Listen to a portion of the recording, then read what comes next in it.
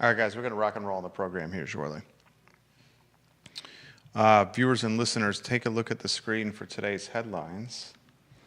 Take a look at the screen for today's headlines. Judah, we're live on the group. Give me a heads up when you got YouTube set up right way. YouTube set up. Oh, you're a good man, Judah. I didn't have on my bingo card, Judah. War in the Middle East, did you? No. Didn't think that would be necessary, but here we are. I don't know if it's consumed you. I don't know if it's given you pause. I don't know if it's something that you are following closely. I certainly am.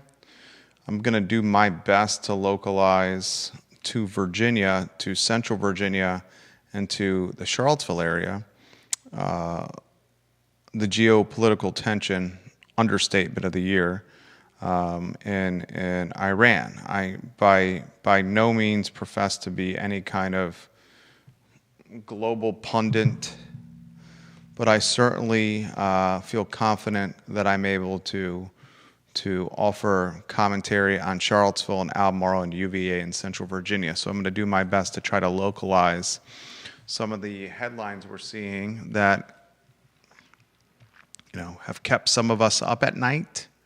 Certainly some in my family have, at the very least, given pause to parents because we realize that those fighting for our country are our sons and daughters. That's something that, the older I get and the more I fall, in this parental love for our two sons, the more I realize that the people fighting are just everyday men and women that parents have raised. And if as a parent, being a parent is having your heart walking outside your body. I see the either side of this, but I know lives will be lost, and 3 American lives have been lost so far. We'll talk about it from a gasoline standpoint. Gases have already upticked. I filled up at $2.79 at the end of last week. Gasoline around Charlottesville is now over $3. The question is how high they will go. Escalating gas costs are a tax on everybody, regardless of socioeconomic status. So when gas prices go up, men and women have less disposable income. And that's happening at a time where small businesses are saying that customer support is already down. We'll talk about that on the program today. I want to talk about a job for former Mayor Mike Signer and the privatized school busing business. He's currently being roasted, Mike Signer, on Reddit right now. As someone who has been roasted on Reddit himself, I find the roasting somewhat humorous. I don't think folks like Mike Signer are bothered in the least by the Reddit roasting, just as a nudge to Redditors. Judah, I'm going to ask you which headline you find most compelling and why. Well, the war in the Middle East is certainly the hot topic, and a lot of people are wondering where this is going to go, how long it's going to last, etc. I also think it's pretty wild that we're hearing about Mike Signer again, and I haven't read. I've read some not so good things about bus rideshare companies and what they mean for not just places that use them, but especially the kids that are taking bus rides with with a rideshare company, essentially. We'll talk about that on the program today. Like and share the show. Judah Wickow, are you ready to rock and roll? Jenny Who, thank you for the retweet. We appreciate you, Jenny Who. Judah, we'll start with JerryRatcliffe.com on the program today, and we can start when you're ready to rock and roll. Quiet on the set.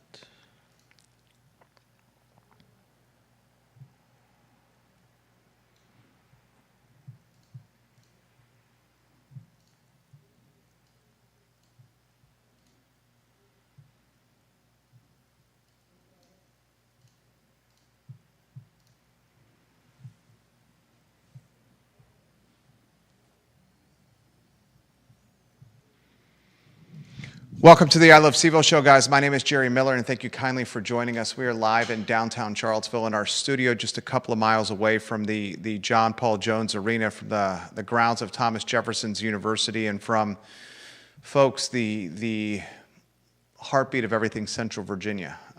We're going to talk this war in the Middle East on the show today. I said this to start the program when we were kind of teasing you or tapping you on the shoulder that we were about to go on air. The mission of this show is to take content of all capacities, whether national or global, and try to localize that content to the Commonwealth of Virginia, to Charlottesville, and to Albemarle County. We're going to talk about, we're at war. We're at war here, and try to take it from a lens of Charlottesville's standpoint and the Commonwealth standpoint. Folks are wondering about the economy. Most importantly, folks are wondering about lost lives. 3 Americans dead already. How many more will lose their lives? Folks are wondering, my household certainly is, whether there'll be any kind of counterattack on American soil. Folks are wondering about gas prices. Folks are wondering how this will drive engagement for elections, for midterms, for Democratic momentum, for liberal momentum against conservatives and Republicans. It's clear that conservatives of all types, and there's many different types of conservatism, are being lumped or paintbrushed as Trumponian or Trumpsters. And I was watching Donald Trump today, about 30 minutes ago, on the national networks, talk about his give a press conference on what's going on in the Middle East. Some of his early remarks, first remarks, after we all woke up this weekend and got out of bed and saw the national media, the global media, talking about Israel and the United States attacking Iran. And there's no question that the dictatorship, the regime in Iran is one of nastiness and one that most in the globe, most of the world should be fearful of. Tens of thousands of people have been murdered at the hands of Iranian warlords and dictators, and it's just radicalized government. I'm like you. We have our problem. Maybe you're not like this, but I'm of the mindset we have our own problems here in our country. Why are we picking a fight all the way across the world with a country that has not much to lose and is willing to use any means necessary to stamp its ideology and its beliefs on as much of the world as possible? I'm going to offer my commentary to you, the viewer and listener, from a localized standpoint. However, I do not profess to be any kind of geopolitical warfare pundit. One thing I can pontificate about is Charlottesville, Albemarle, Central Virginia, UVA, and this fine commonwealth that we live in. So that's the view we will take today. Gas prices are a tax on everyone. If we start seeing gas continue to escalate, and I've seen it jump in the city of Charlottesville alone, more than 30 cents in just a few days, if it continues to go up, that, ladies and gentlemen, is clearly a headwind for Market Street, for Main Street, for Preston Avenue, for the downtown mall, for Barracks Road, for Route 29, for Pantops, for the grounds of Thomas Jefferson's University, for Leesburg, for Lynchburg, for Northern Virginia, Williamsburg, Newport News, Virginia Beach, you name it. I want to talk about that today. As we segue from that topic into some other ones, I want to highlight that there's a new job for former Mayor Mike Signer. He is now the in-house counsel for a company that is looking to privatize public school transportation with a focus on artificial intelligence. Mike Signer has had a number of jobs, including in-house counsel for Willow Tree, the mobile app development company. He's been in-house counsel for Airbnb, and now he's taken a new job with a startup that's looking to privatize transportation at educational at schools. We'll talk about that on today's program, as the former mayor is currently being roasted on Reddit as we speak. A new restaurant is opening in Midtown. We were the first to let you know about this months ago. Maggie's Midtown Pub is opening soon in the former Blue Moon Diner. We'll talk about that on the program today. I'm going to ask you, the viewer and listener, this question. What are some innovative ideas for restaurants in 2026? We've covered them closely on this show. For example, kiosks and artificial intelligence, counter service instead of table service. There's one restaurant in Richmond, however, that's brought a concept that is not innovative, but they're infusing it into their sit-down restaurant, and that's Mama J's in Richmond and Jackson Ward, which has introduced a market. So when you go to this restaurant, you can't get table service or the waiting list is too long, you can't get the reservation you want, you can get to-go food that's pre-prepared by Mama J's. When's a restaurants locally in Charlottesville going to be rocking and rolling with a pre-made food set up in refrigerated type concepts in a market type of concept for restaurant goers that can't get the table or the reservation time they want? We'll talk about that today. I want to highlight on the program, ladies and gentlemen, the Virginia shellacking. They got shellacked, the Wahoos, by the Duke men's basketball team on Saturday. It was not a close contest, and clearly there's a huge disparity between number one in the Atlantic Coast Conference, who just happens to be the top team in the nation, and Virginia basketball, who entered the contest ranked 11th overall. Virginia is still in a really good spot. They're eyeing that second spot, that 2 seed in the upcoming Atlantic Coast Conference tournament. And if Virginia can secure the second place spot in the Atlantic Coast Conference regular season and have a deep run in the ACC tournament, I think you could still see a 4 seed for Virginia men's basketball come March in the big dance. We'll talk about that today. We'll highlight on the program the success of a local business, a jewelry store on the downtown mall that's opening a second location in Carytown, Richmond. And we'll return the 3 most important minutes of news for you today, as I've gotten tremendous feedback on that piece of programming that we've birthed in 2026 on the I Love CVille network. There's a lot we're going to cover on the program today. I want to highlight one of the partners of the show, JerryRatcliffe.com, a friend of ours, Jerry Hootie Ratcliffe. He's a Virginia Sports Hall of Famer. His business model has changed, and it's changed, I think, for the absolute best. Jerry Ratcliffe has 50-plus years of covering ACC basketball tournaments, and no one has covered the UVA athletic department in a closer capacity than Jerry Ratcliffe, an award-winning writer. His business model is now one with a paywall.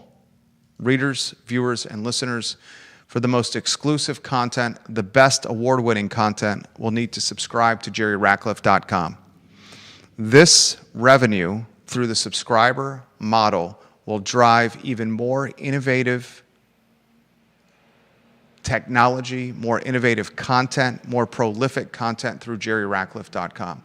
We encourage you to support Jerry Ratcliffe and his business model as he has migrated to a payroll with his website, something that is for the absolute best.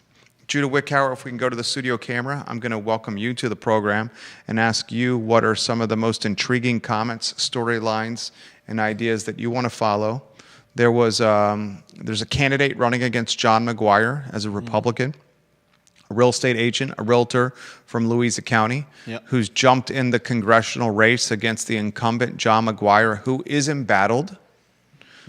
John McGuire has stiff competition against Tom Perriello, a one-term former congressman that served the 5th District. Tom Perriello tried to go for 2 tries, a second term, lost to, I think it was Bob Good years ago. Maybe it might have been Denver Riggleman years ago. Regardless, he lost to a Republican. It is a Republican stranglehold, the 5th District, that is larger than the state of Rhode Island. But redistricting is going to reshape, potentially, congressional seats in the Commonwealth. Potentially, yeah. Early voting is underway. A Tazewell judge has ruled something, but voting may move forward regardless. I'm curious to ask you which headline most intrigued you and why today, Judah Wickhauer.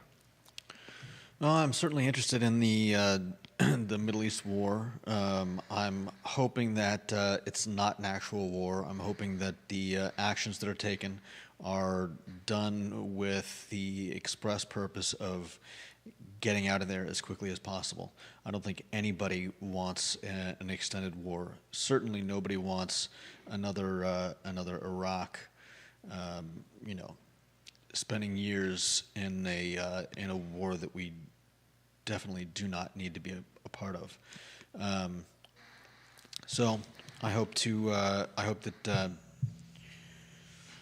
we find out soon that this is a limited action, and we are quickly going to end once the objectives have been achieved. Thank you to Jim Hingley, Albemarle County Commonwealth's attorney, who texted me during the program that Tom Perriello lost to Robert Hurt. Though thank you, Jim Hingley, who is a close follower of all things politics. Robert Hurt beat Tom Perriello with Tom's second push for a second term in Congress. Thank you, Mr. Hingley. Ginny Hu on Twitter, and we're getting photos on screen when you can. Ginny Hu on Twitter says, unfortunately, a fourth American has now lost their life with this war in Iran. I started the program, my monologue, with this. My wife and I have two sons. We have a 7-year-old. Our 7-year-old turns 8 this month, at the end of the month. We have a 3-year-old. Our 3-year-old is a little Tommy Tornado. We love our sons dearly. Like most parents, they drive you crazy and make you realize that parenthood is the best, hardest thing ever, and the longest, shortest thing ever. The days feel like years, and the years feel like days. And the older I've gotten as a parent, the longer we've done this, and we're 8 years into this, so we're far from experienced. But the more I realize that parenthood is akin to our hearts walking outside our bodies. And I now see war in the Middle East as much about preserving lives and maintaining safety and security across the globe, but perhaps even more so about the lives lost that are American and what the parents will go through. I think any parent's worst nightmare is outliving their son or daughter. No doubt. And 4 Americans have died so far. Mm-hmm. I am no expert on anything global, geopolitical, war-related. I know the basics. The United States and Israel want to terminate Iran, want to stabilize Iran, want to maybe bring democracy to Iran, are fearful of Iran's nuclear weapons, are fearful of its terroristic, dictator, radical regime. And because of that fear, we're now at war. My next segue is this. How does this impact Virginia, Central Virginia, Charlottesville, Albemarle County, and our home? The most obvious is escalating gas prices. Depending on where you shop, it looks like they've jumped 30 cents per gallon. 30 cents per gallon in just a handful of days. How high will they go? What do escalating gas prices mean for small businesses that rely on goods to be transported to their brick and mortars? Escalating gas prices are a tax on everyone, regardless of socioeconomic status. Escalating gas prices means less disposable income for Charlottesvillians, Albemarle Countyans, Central Virginians. Escalating gas prices may drive more people to midterm voting. Escalating gas prices and war in the Middle East may drive more Democratic liberal support come midterms, may drive more of the anti-Trump movement. Donald Trump, in his second term, one of his key platform points, and certainly something he highlighted in his State of the Union this past Tuesday, was affordable gasoline. He talked about what gas was at when he took office in his second term. He highlighted $6 gas I would imagine he's referencing California. Definitely not here.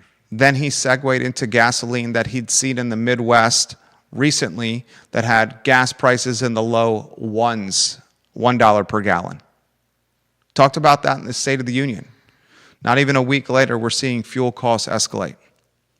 I want to ask you, the viewer and listener, what will this impact have on Charlottesville, Albemarle, UVA, and the Commonwealth? Judah Wickower, you go first. Viewers and listeners, we'll take your comments in the feed by putting them in there now. Judah, my friend, show is yours.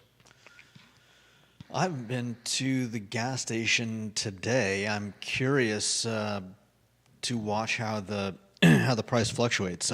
It's with all the talk of gas prices over the last year or so, and prices going down or going up, I honestly haven't seen all that much of a change. I would have to say that in the last year, my purchases of gas have largely been in a pretty tight band. I'd say somewhere between like 270, 280 to like $3. Far closer than I would have thought, given everything that I've seen in the news. So I'm a little leery that this is going to have a massive effect on our gas. We're in a very, very different place than we were the last time gas was a major issue. America is doing a lot more of its own gasoline creation, and so I think that's also going to help tamp down wild swings in price. But definitely remains to be seen. I had a conversation. I'm not an expert. I had a conversation today with a former mayor of Charlottesville. He's an attorney. This is not Mike Signer, who I had a conversation with.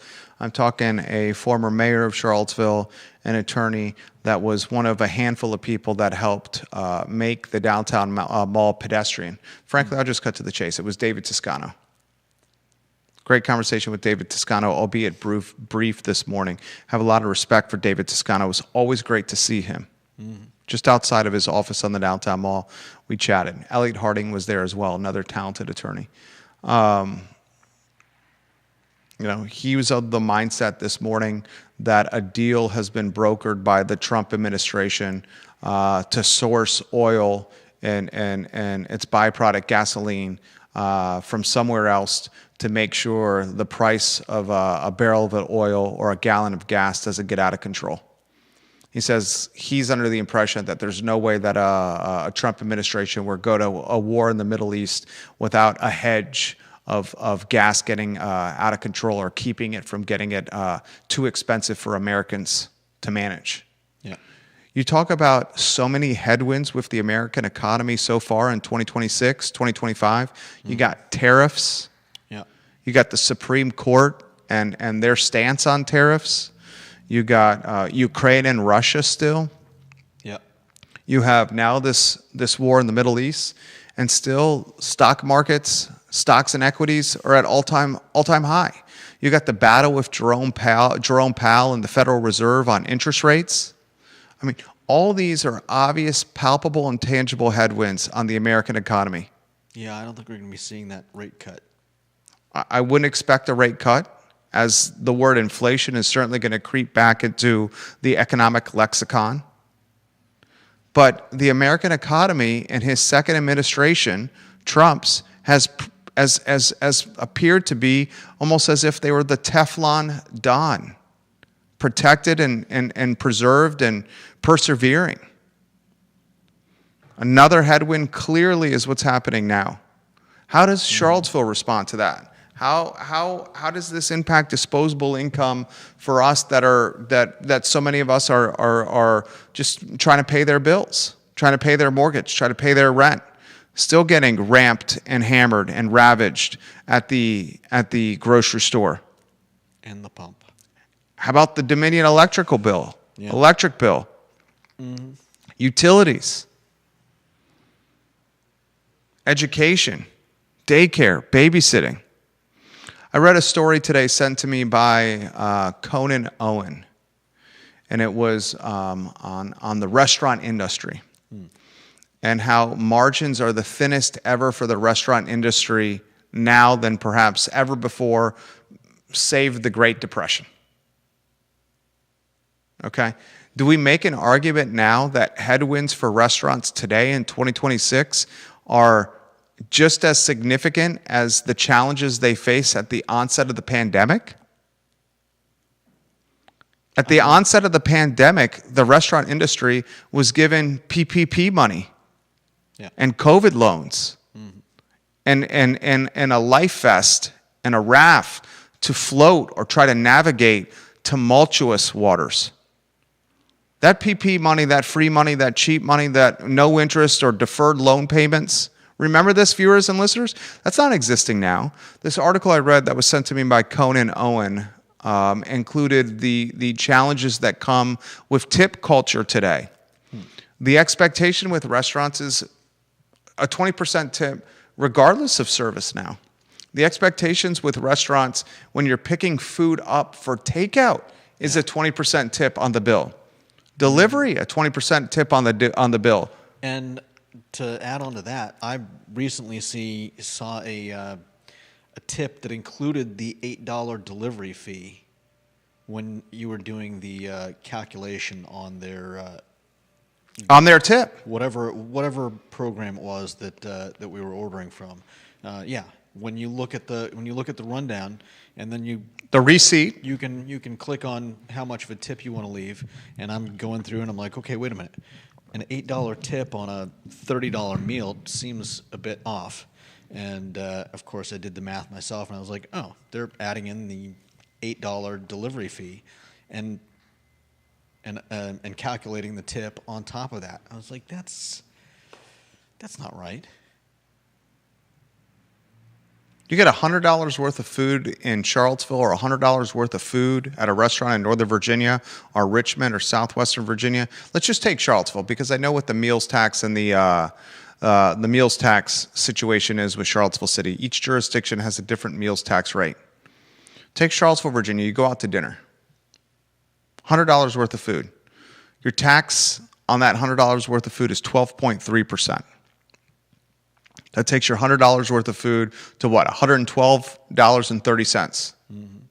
Then your 20% minimum on top of that.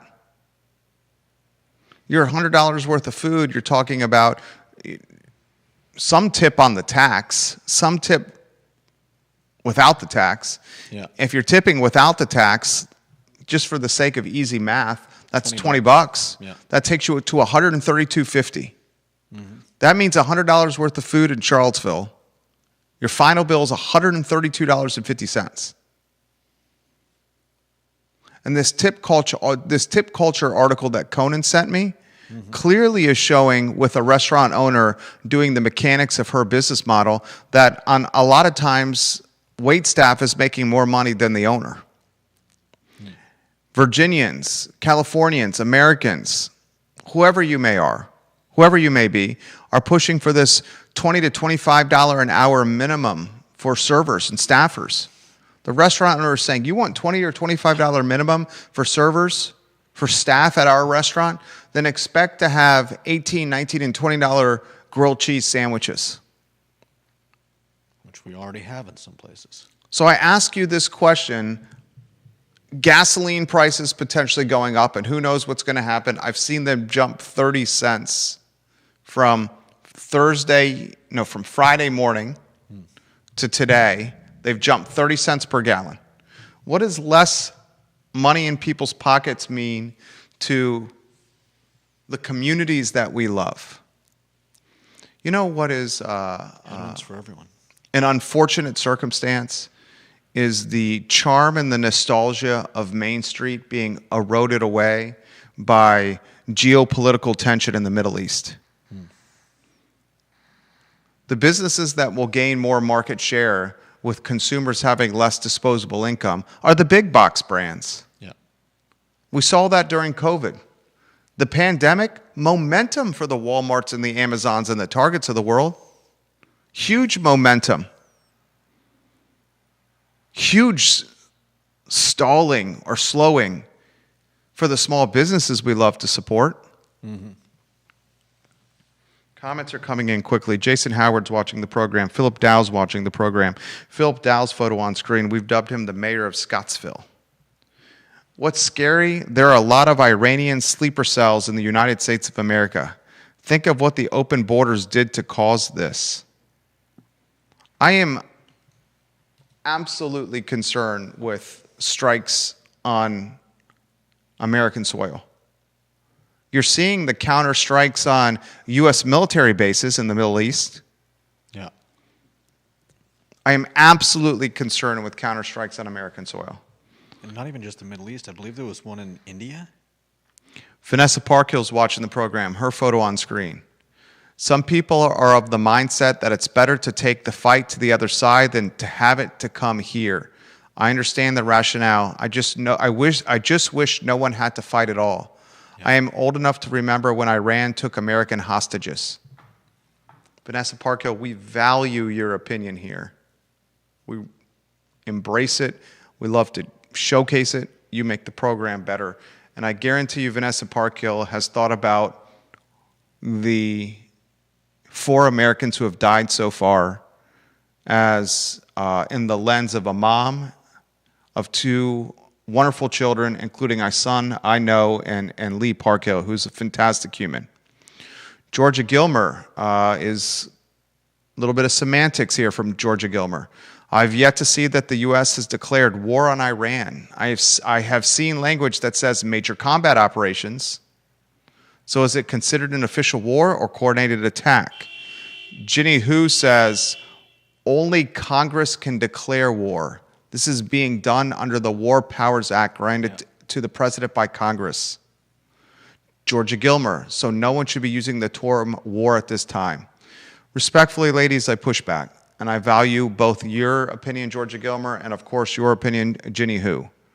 I don't think it is a time for semantics on a Monday when every media outlet in the world is talking about deaths and war and fighter jets and drones and military bases facing attacks.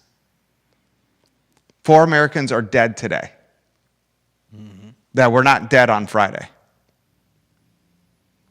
And those Americans have parents and families. My 2 cents. Jason Howard. Only one piece of the puzzle, but higher prices and economic uncertainty will be great for Costco and Aldi and other value stores. 100%. Jason Howard is a retail wizard, does it professionally.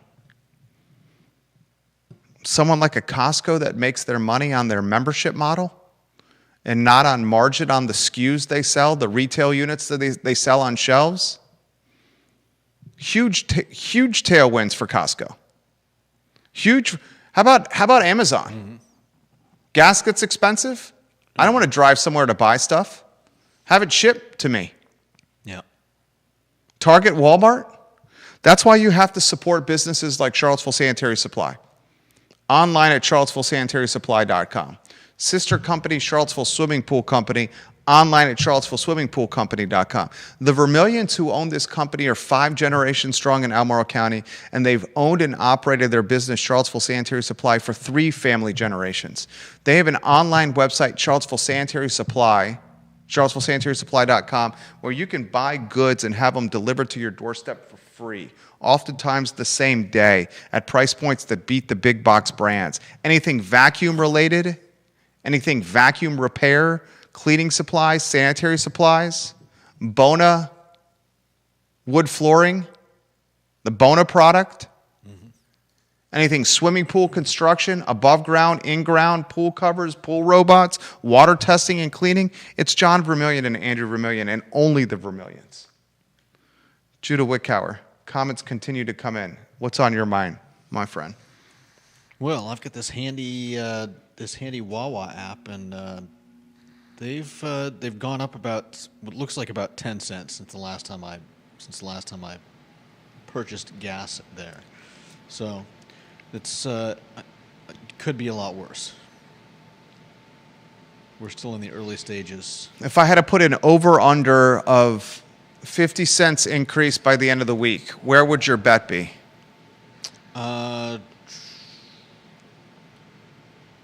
I'd say under. Under 50 cents by close of business Friday? I don't think it's going to go up 50 cents in a week. Where are you at now? On your handy dandy Costco app? My handy Or Wawa app, I'm Wawa sorry? app says that unleaded is currently $3.09 where I usually get gas. And before the war, this war in Iran, it was $2.99? Something like that. It was between two. See, I had $2.79. I literally looked at, I have a similar app, and we were pumping on Friday at $2.79 Nice. at the Tiger Fuel on Preston Avenue. $2.79 for us is when we pumped. That's really good. Can we use $2.79 as a barometer? Can you write that down on one of your notepads so we can track it over the course of a week? $2.79. Caitlin Mancini watching the program. I noticed the new Howard Hanna office on the downtown mall. Caitlin Mancini. Looking forward to having you guys around the downtown mall. Fantastic firm there as they wait to open an official location behind Barracks Road Shopping Center, an interim location in the old CVille Weekly spot for Howard Hanna.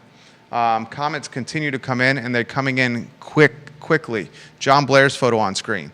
John Blair says, I think you've got to look at an interesting data point today. The S&P and NASDAQ are up right now. The Dow is only down by 100 points. I think that demonstrates something that wouldn't have even been true 30, 20, or 10 years ago. Investors do not panic when it comes to military conflict any longer. Obviously, as things develop, that might change, but I think it's remarkable that investors do not panic over this situation. John Blair also says, on a side note, on another note, in 1991, when Operation Desert Storm began, there were massive gas lines that day all over the country and Virginia. I've seen zero indication of lines at gas stations today. Yeah. I haven't seen them either. John Blair, you make the program better. Mm-hmm. We appreciate you. Look. Well, we're certainly in a different place than we were back then. America is much better at keeping reserves. We're also doing our own gas production, so that I think helps a lot. And in terms of stocks, I think we've got a lot is being propped up by the big, what do they call it, the big seven. So I think there's far less volatility in the stock market, partially because of plunge protection. The Magnificent Seven, a term coined by Bank of America to describe a group of high-performing mega-cap U.S. technology and growth companies: Alphabet, Amazon, Apple, Meta Platforms, Microsoft, NVIDIA, Tesla. I'm sure holdings and many diversified portfolios of viewers and listeners watching this program. Certainly part of mine, certainly part of yours.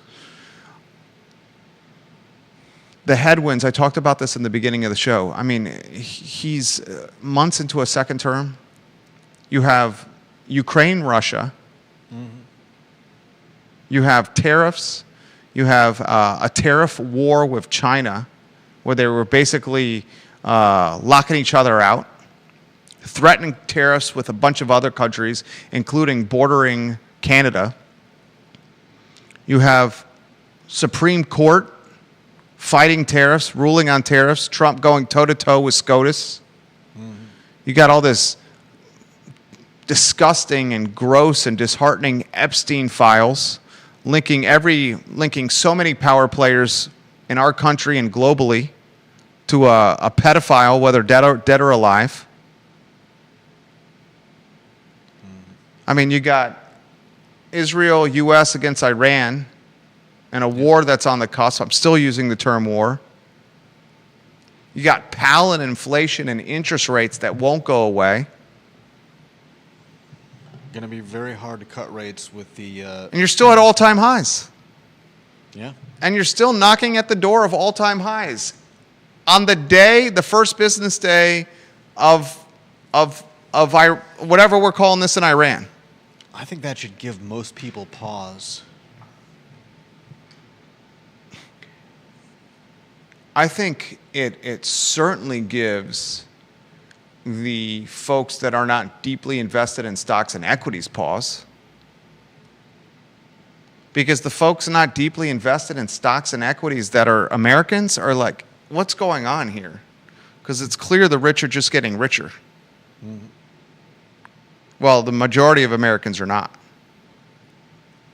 Conan Owen is watching the program, and lower thirds can be rotated on screen. I know we're hopping around as we do on the I Love CVille show, and Conan Owen is got some commentary that he would like to offer on the restaurant industry. I asked the question, are restaurants in the first quarter of 2026, locally owned and operated restaurants, these mom and pop type of restaurants, facing more challenges right now than restaurants did during COVID and the pandemic? And you're immediately going to be like, Jerry, what are you talking about? That was a once in a generation pandemic, once in an American history type of pandemic. How are you comparing and contrasting the headwinds with mom and pop restaurants during the onset of COVID to what's going on now? It wasn't that long ago. We're talking 6 years ago in March. You know how I remember when the pandemic started? Was the pandemic canceled March Madness. Basketball. It happened right in March. Yeah. March is a special month for my family. My sister-in-law's birthday first. My wife's birthday next. We love March Madness and the ACC tournament. Love it dearly. Favorite sports time is the ACC tournament into March Madness. I'm married in an Irish family. St. Paddy's Day is a religion. It's a religious holiday for the Irish. St. Paddy's Day. Then we close it down with my son's birthday at the end of the month. He's turning 8, our oldest sons. March, the best month of the year for our family. I remember COVID because of the canceling of the NCAA tournament. And on the onset of the pandemic, restaurants, we were all terrified. We thought it was on the bottom of our shoes. We thought it was where we were walking. We were forced to wear masks. We were forced to stay in our homes. But many restaurants survived because the government flushed them with dry powder, PPP, the COVID loans, all that free money that drove inflation. Now, a lot of restaurants took debt against assets like homes and are now, that debt is coming due. I asked the question, is it more challenging now to be a mom and pop restaurant owner than in COVID, the start of the pandemic? Conan Owen says, the restaurant industry is in a worse position now because consumer behavior has changed. Too many people rely on delivery apps, which kill restaurant margins, and COVID changed people's attitudes towards employment. Too many of the people who were once in the food service industry now in the gig economy, where you work when you have nothing better to do or need money for specific expense that aren't required to show up anywhere near 40 hours a week. Conan also says the U.S. is one of the few places that can process the heavy petroleum that comes across out of Venezuela. Plus, we're producing more energy than ever. There's no reason why our gas prices should be affected by taking Iranian supply to China off the market. Yeah. I'm knocking on wood here. Those are thoughts as echoed in somewhat similar capacity by David Toscano to me this morning. David, if you watch this program, I very much encourage you to come on the show. We would love to have you, my friend, on the program. Now, there are other things that will be affected, considering the fact that the Straits of Hormuz are closed, especially for Virginia, considering we've got a pretty major port in the Port of Virginia, and what's it called? Norfolk. I'd like to give some attention to 919 Druid Avenue.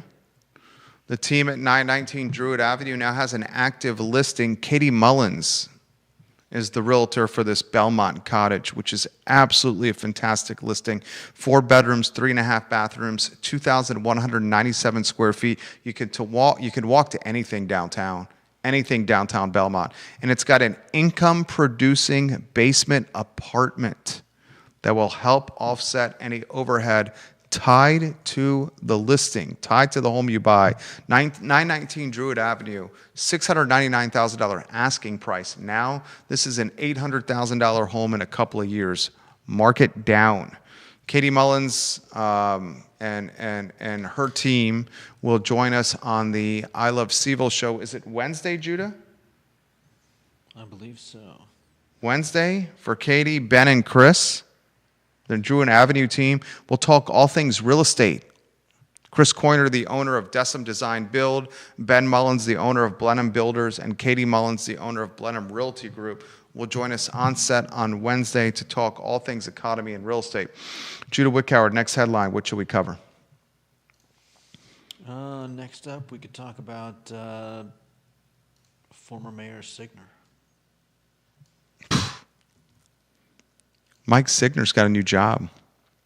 He's getting roasted on Reddit. Yep. This is the former mayor of Charlottesville that had the dubious distinction of being the mayor of CVille during his darkest, most disturbed period, August 11th and August 12th, when the Ku Klux Klan was in Charlottesville, when Heather Heyer lost her life, when James Fields, who's in jail, rammed a Dodge Charger through a crowd of protesting people in downtown CVille. I call it domestic terrorism. Judah cringes when I use that terminology. Regardless, former Mayor Mike Signer, the former in-house counsel of Willow Tree Apps, very curious that the former in-house counsel of Willow Tree Apps, Mike Signer, was in the room negotiating Willow Tree's move from downtown Charlottesville and the tax base that Willow Tree offered the city of Charlottesville just over the city line into Albemarle County into where they are today, Woolen Mills. Willow Tree Apps was purchased by a Canadian conglomerate and is no longer locally owned and operated. He platformed from Willow Tree in-house counsel to counsel at Airbnb, and now he is platformed again to counsel at a startup, Judah. Ever Driven, the nation's leader in alternative student transportation. Mike Signer, Chief Policy and Legal Officer. Where do you want to begin with this story? I think we should begin by warning that given the way things are going with our buses in town, we may be seeing bus drive shares coming to Charlottesville and Albemarle County. We have talked about this for a while now.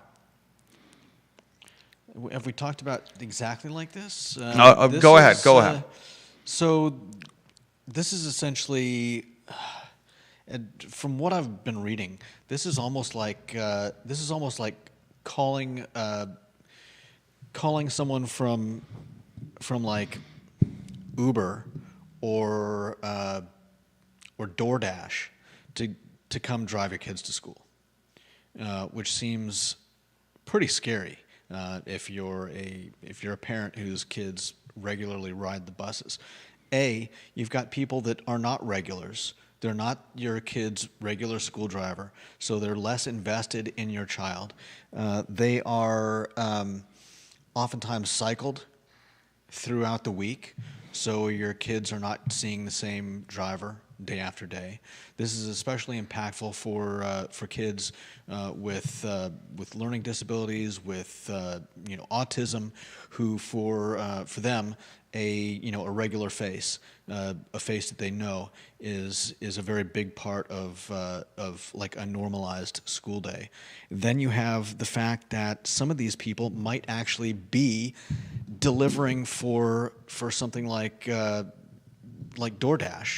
while they're dropping off your kids to school or picking them up and dropping them off in the neighborhood.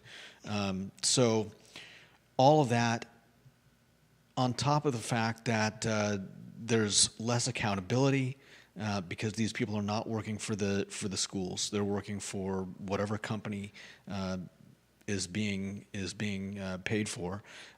There's decreased safety, decreased relationship building, and I gotta say that this does not look like something that I would want my school to be considering for my kids.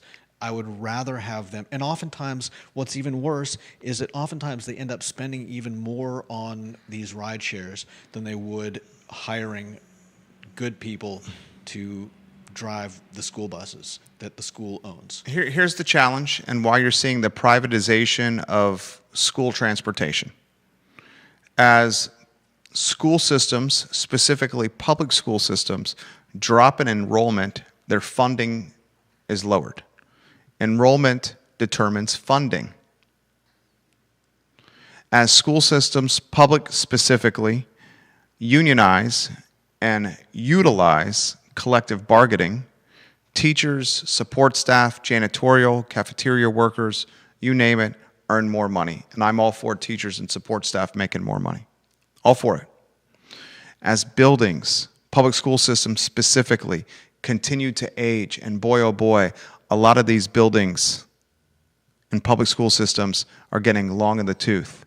That requires infrastructure updating. It costs money. As jurisdictions realize that school systems are the number one line item for their respective budgets every year, and it's only going to become more significant, jurisdictions are looking at ways to potentially optimize budgets and allocations. So entrepreneurs, business owners, visionaries, risk takers realize that something like Charlottesville, a jurisdiction like Albemarle County, is looking to potentially trim fat. Albemarle County's proposed budget is now at $724 million. Let's, for the sake of a talk show, utilize nearly $750 million, roughly. Roughly $750 million is what it costs to run Albemarle County. That's the proposed budget by County Executive Jeff Richardson, and schools are the number one line item by far. What was it, 52, 53, 54% is tied to schools? That's the number. That's the number. You start thinking about, as a supervisor, as a county executive, as a city councilor, as a city manager, what are ways to optimize our budgets, drive efficiencies, and AI and privatization of certain utilities starts entering into your vocabulary.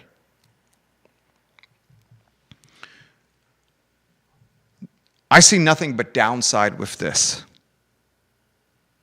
Nothing but downside with the privatization of transportation. Yeah.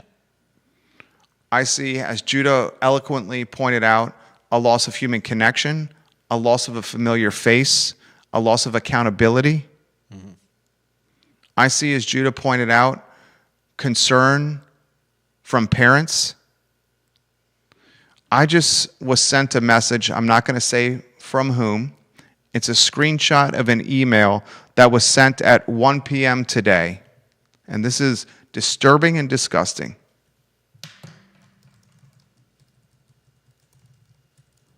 This screenshot of an email sent to us today is from Woodbrook Elementary School, and it's administration. Specifically, Christy Isaiah. Dear Woodbrook families, I'll read the email verbatim. Earlier today, the Albemarle County Police Department, see if you can find the statement, Judy, in the Albemarle County Police Department Facebook page, please. I'll read the email verbatim. Dear Woodbrook families, earlier today, the Albemarle County Police Department announced the arrest of Nicholas Clark, a 5th grade teacher at Woodbrook Elementary School. He has been charged with felony offenses related to child pornography. We know this news is deeply concerning. The investigation is ongoing, and we are cooperating fully with law enforcement. Mr. Clark will not return to Woodbrook. We are putting plans in place so students in his class can continue learning with as little disruption as possible. School counselors and support staff are available to assist any student who may need support. If you have questions about the arrest or information that may be relevant to this investigation, please contact the Albemarle County Police Department. Criminal Investigation Division at 434-296-5807 or Crime Stoppers at 434-977-4000. I'm now on the Albemarle County Police Department page. I see the release.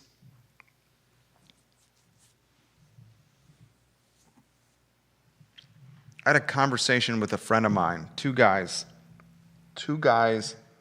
me and 2 other fellows, business owners, just talking about life as parents, right?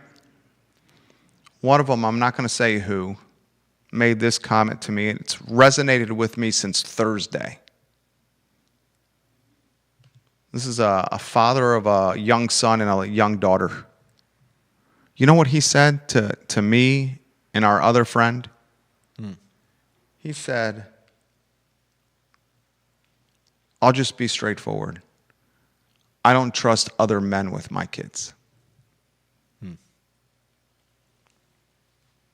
He didn't say, I don't trust other adults with my kids. He specifically said, this is someone I have respect for. I think he's watching the program right now. I don't trust other men with my kids. It's not surprising in this day and age, sadly. We segue to this from the privatization of bus driving. There was a time where the school bus driver was a friendly face, where parents, especially parents of young children, elementary age children, Woodbrook age children, would walk their kids to the bus stop.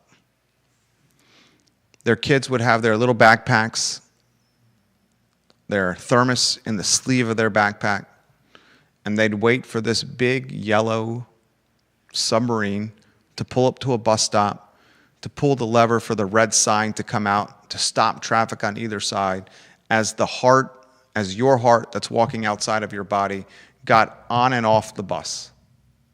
And there was a level of trust associated with this process because the person driving the yellow submarine was someone that you recognized and was consistently there to maintain safety. In this era of 2026, this ecosystem, this community, this world where Americans are invading, Israelis are invading Iran, where we're fearful of counterstrikes, where 4 Americans are dead. And this world we live in, where a Crozet music teacher and babysitter is being linked to God knows how much awful stuff all over the Commonwealth with children.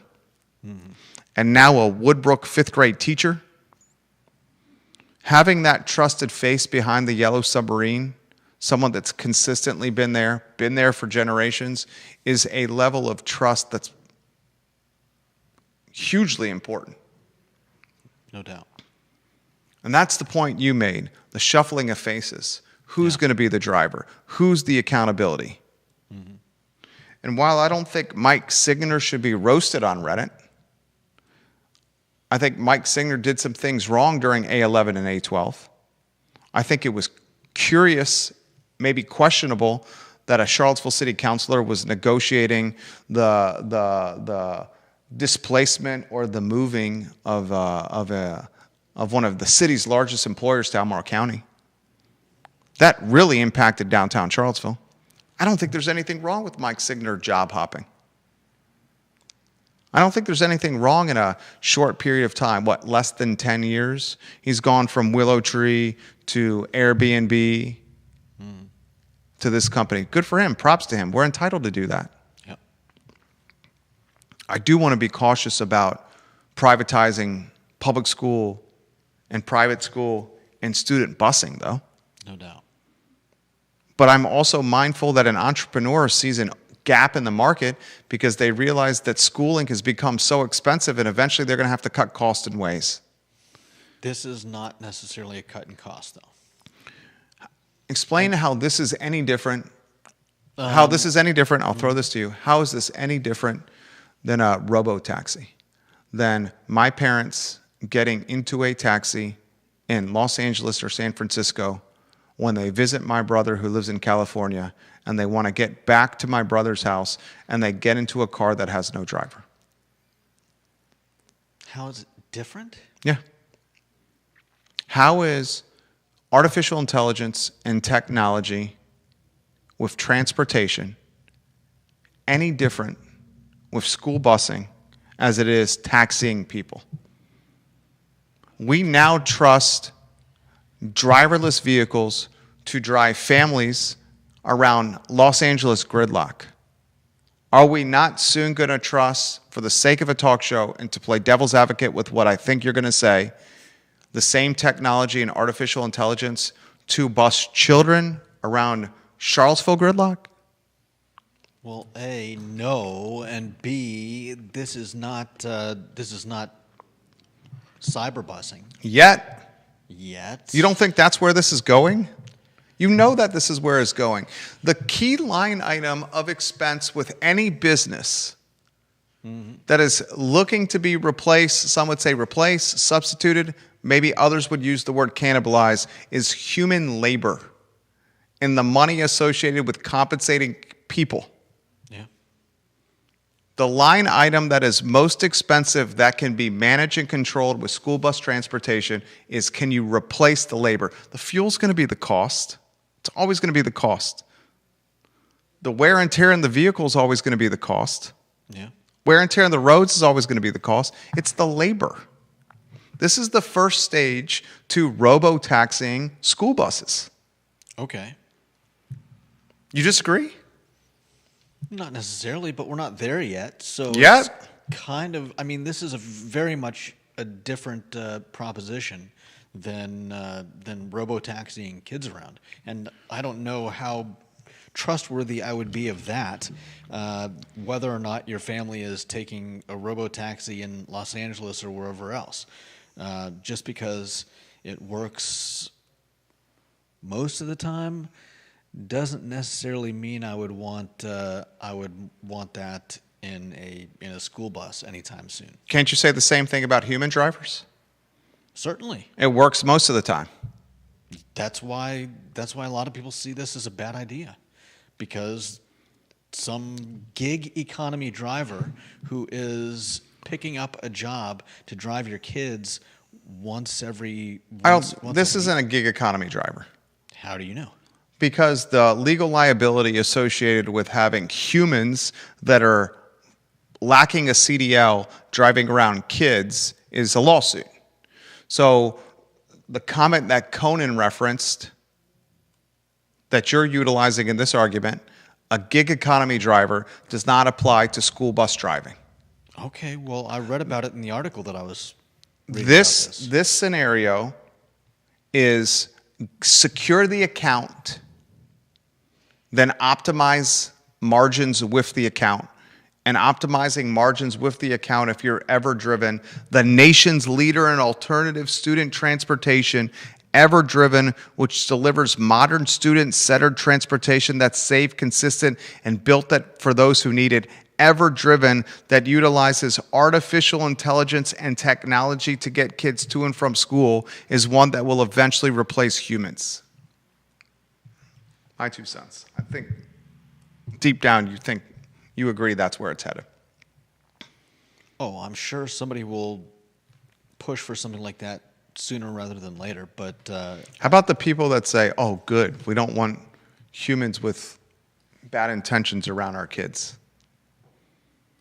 I joked about a meme I saw last week. I think it was on Twitter. The meme that I saw last week was with artificial intelligence and technology and data centers. And the concern we all have with these data centers and this artificial intelligence is where's the resources going to come from powering the data centers, right?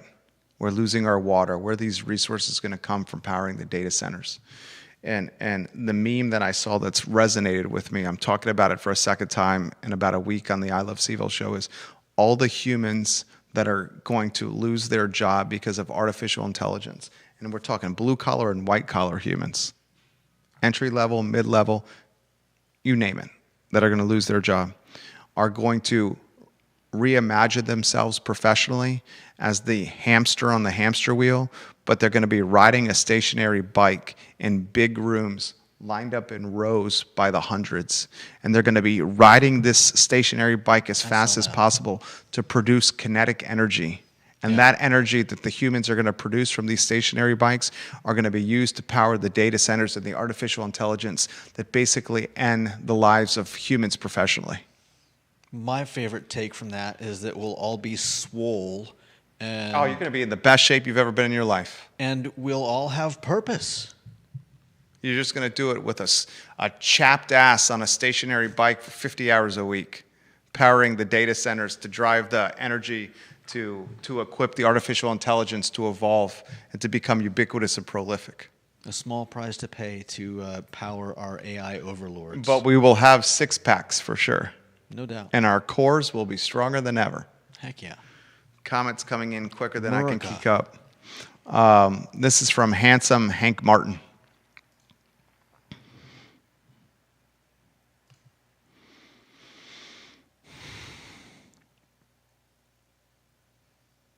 As a parent of Albemarle County Public School students from 1996 to 2015, I had to protect my sons from 3 male teachers.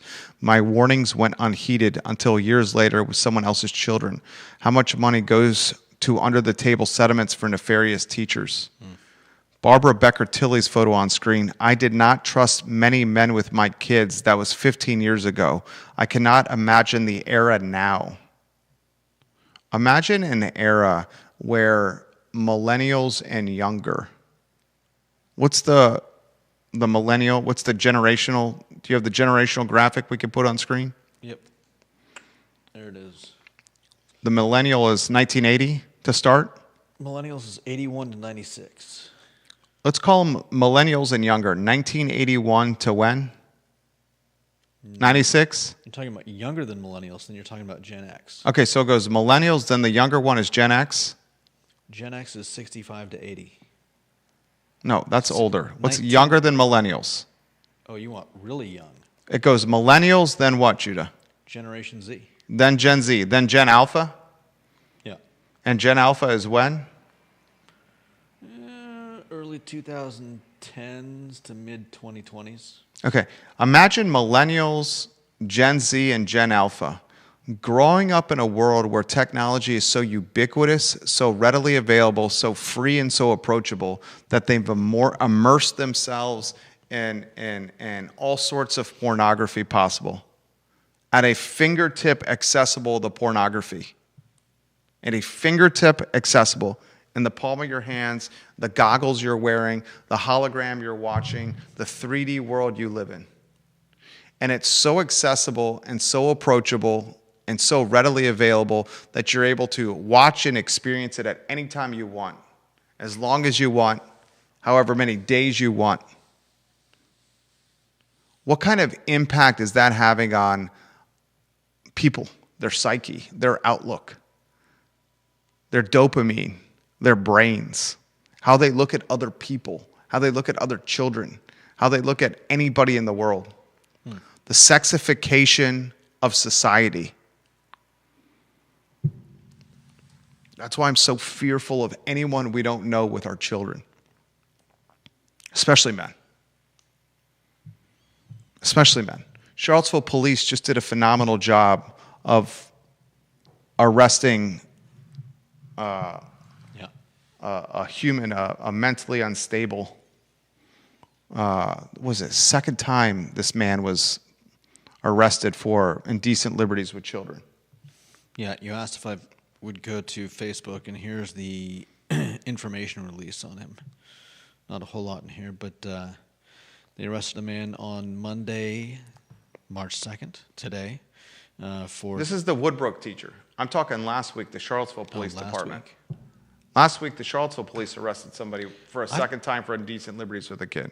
I've been seeing these all over the news. That's everywhere. It's disturbing. My wife and I were having this discussion yesterday. Murder and those kind of indecent liberties with children and where they stack up. I went as far as saying this: the deviants that go really far with kids, it's worse in my book than murder. And she said, how's it worse in your book than murder? And we had a 15-minute conversation about the really deviant stuff. And I'm of the stance that it's worse than murder. And she says, can't be worse than murder in my book, but it's right there with it. Yeah. That's how I look at it. Not to go down this rabbit hole. Mm-hmm. I don't know if I could... Not to go down this rabbit hole. Scott Harris. One better or worse than the other. They're both terrible. Scott Harris watching the program. He says, and he's in transportation, Scott Harris. You're in the taxi business, right, Scott? Isn't Charlottesville schools using CAT for picking up students?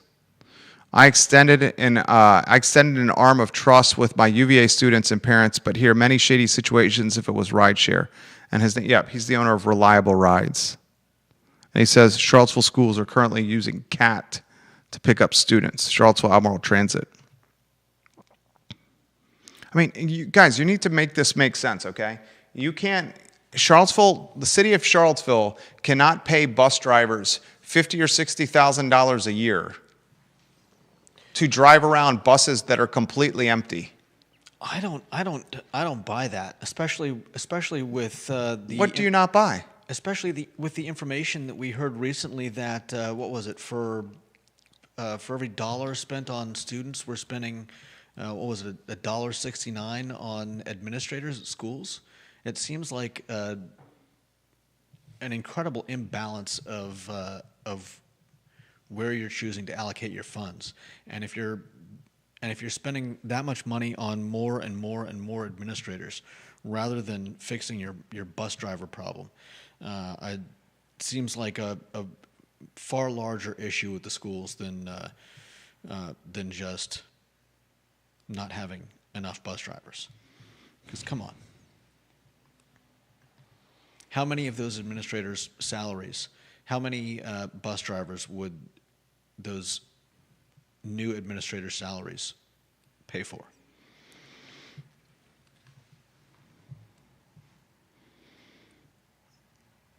I don't see how the Charlottesville area transit model is sustainable for much longer. So you've said. Or do we just chalk it up to it being a utility, and regardless of it being a losing endeavor, we're going to offer it? Yeah, some people would argue that. How's that any different than Charlottesville City Council allowing, what's the homeless population? They've estimated the homeless population to be anywhere from 200 to 250 people. So Okay. Charlottesville City has a homeless population, let's call it 200 people for the sake of a talk show. And those 200 people are being prioritized ahead of downtown mall, merchants and businesses, an 8-block ecosystem that drives millions of locals and tourists and students alike.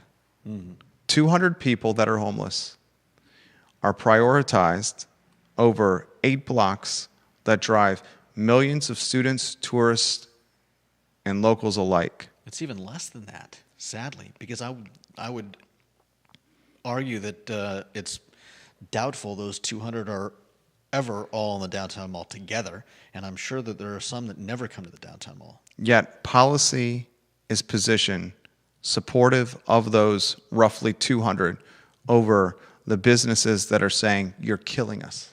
Mm-hmm. How's that any different than funding transportation systems that, by all accounts, are driving all over the city, the urban ring, empty tin cans that cost taxpayers an arm and a leg to fund? Oh, it's just a utility. It's the right thing to do. That's not how you run businesses, but that's how we run jurisdictions. I mean, would you charge more for bus rides? You cut the routes down. You make them way more efficient, less stops, better amenities at each stop. I certainly get Less behind drivers, better amenities for less drivers stops. paid more, lower overhead, like any business would. You want to optimize CAT? Cut the routes down, cut the stops down, make the stops better with its amenities, cut the drivers down, make the drivers paid more, less overhead, drivers more appeal, and more quality of life. But people don't want to have that conversation because it makes people uncomfortable. Janice Boyce Trevelyan, Baltimore City uses light rail. Kids downtown get a pass and travel to and from school in Baltimore City.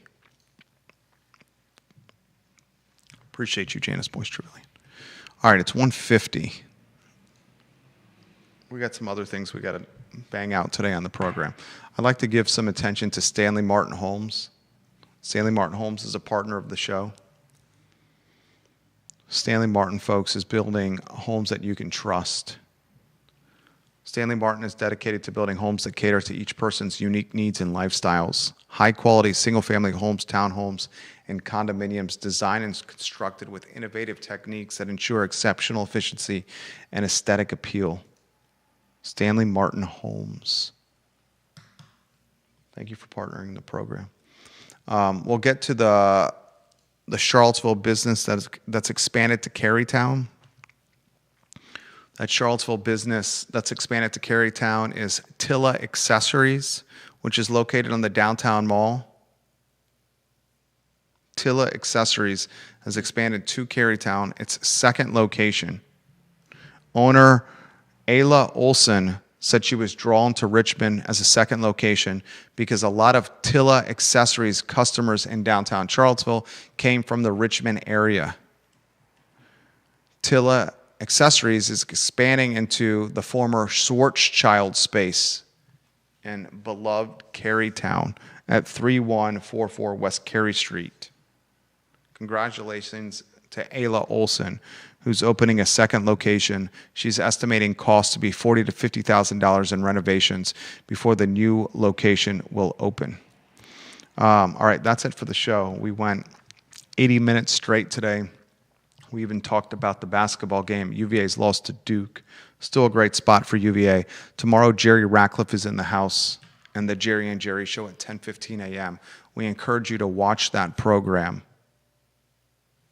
and to support Jerry Ratcliffe and jerryratcliffe.com through its new subscriber business model. News ain't free. And if you want to keep it coming, it's going to be in a compensatory environment. That's the only way news is going to survive. Judah Wickower, Jerry Miller, The I Love CVille Show.